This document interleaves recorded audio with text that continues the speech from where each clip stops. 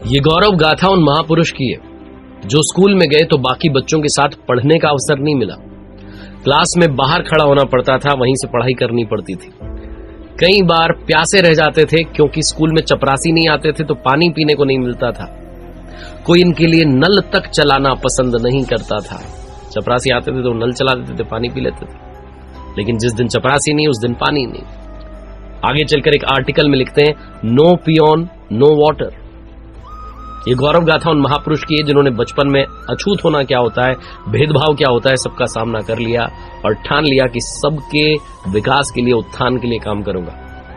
आगे चलकर दुनिया के महान विद्वान बने। 2.5 लाख के करीब किताबें उन्होंने पढ़ी, 64 सब्जेक्ट्स का उनको ज्ञान मिला, 9 भाषाओं पर उनकी पकड़ थी, 32 से ज्यादा डिग्रीज उन्होंने हासिल की और वो doctor of science, symbol of knowledge कहे गए।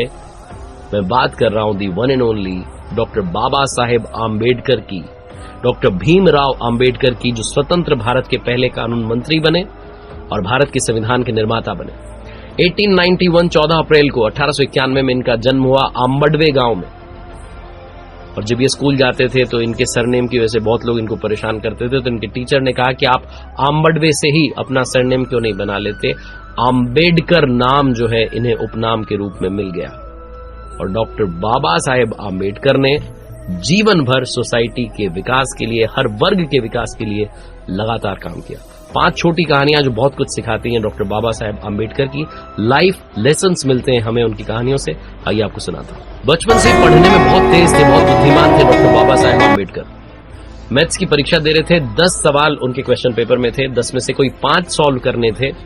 डॉक्टर बाबा साहेब को सबके जवाब मालूम थे, उन्होंने 10 के 10 सॉल्व कर दिए और नीचे एक नोट लिख दिया कि 5 जो सही लगे उनको आप कंसिडर कर लेना।